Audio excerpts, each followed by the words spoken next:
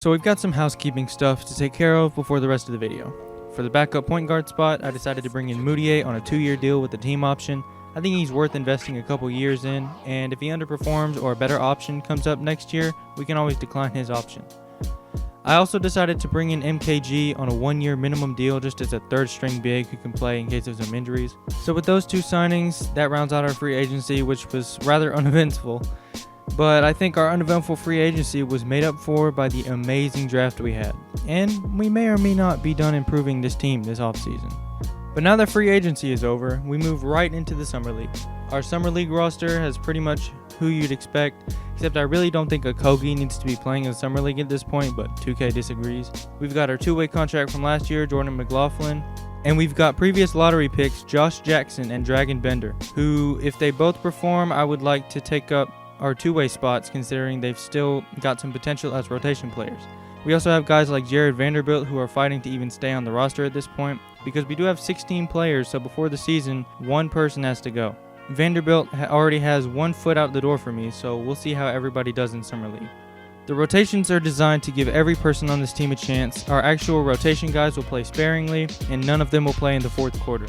Yes, that means Okoro and Okongwu will only play 20 minutes a game, but they are sure parts of the rotation next year, and I don't want to risk injuries by playing them big minutes in Summer League.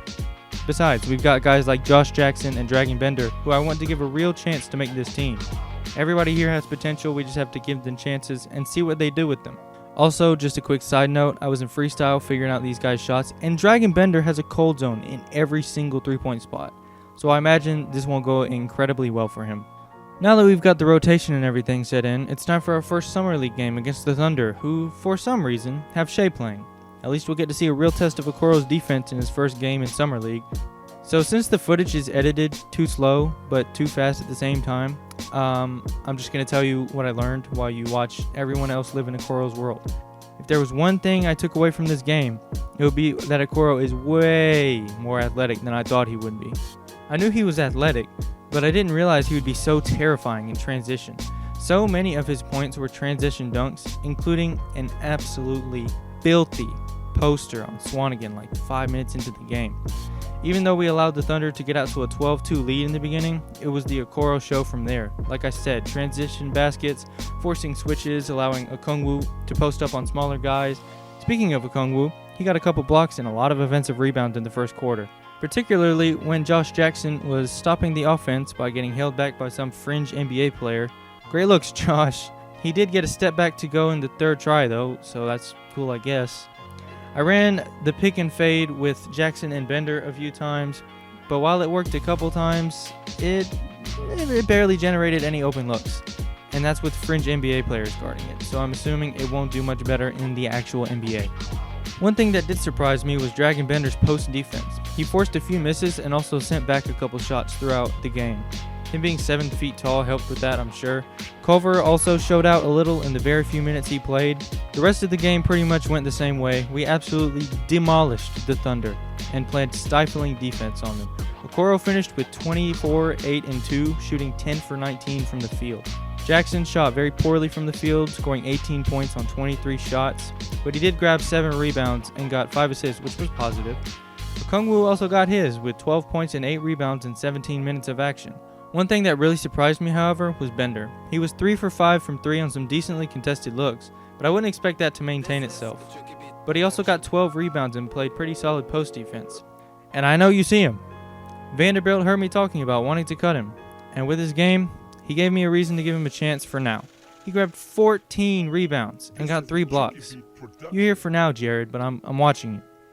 Unfortunately, karma came around, and the Hornets did the same thing to us that we did to the Thunder, as we went 4 for 32 from 3 in this game, getting blown out by 32 points. Both Jackson and Bender were pretty bad, but then there's you-know-who still trying to get a spot on this team. Like, come on, what do you want me to do? In a 32-point loss, he had the best plus-minus and grabbed 11 rebounds and got 2 steals and a block. In our final game of Summer League, however, we lose to the Grizzlies by like 5 points, and pretty much everyone sucked. Jackson had 8 points on 11 shots and 9 rebounds.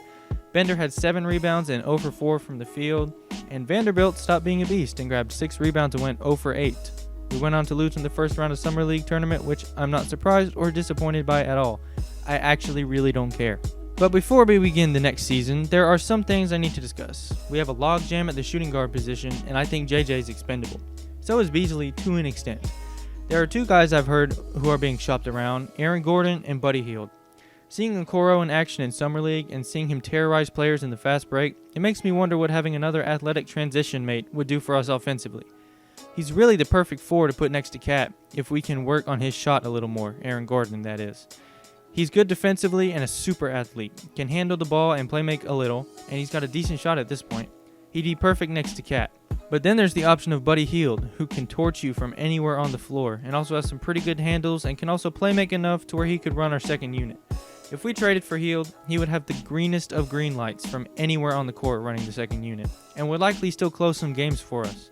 Gordon is being shopped quite aggressively by the Magic, so I think that we'd be able to give up far less for him, but he's probably not as good a player as Hield overall. Either way, it's something to think about, and we start the season soon, and I'm excited to see what this team can do.